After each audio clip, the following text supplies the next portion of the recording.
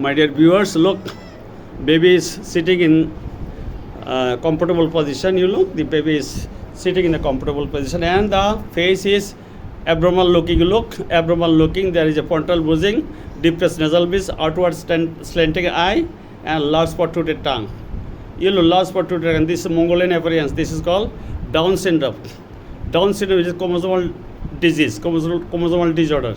Here there is a numerical abnormalities of the chromosome due to trisomy 21. Then why there is a trisomy 21? Trisomy 21 is due to chromosomal non-disjunction. That is failure to separation of the chromosome during gametogenesis. The main syndrome of this baby is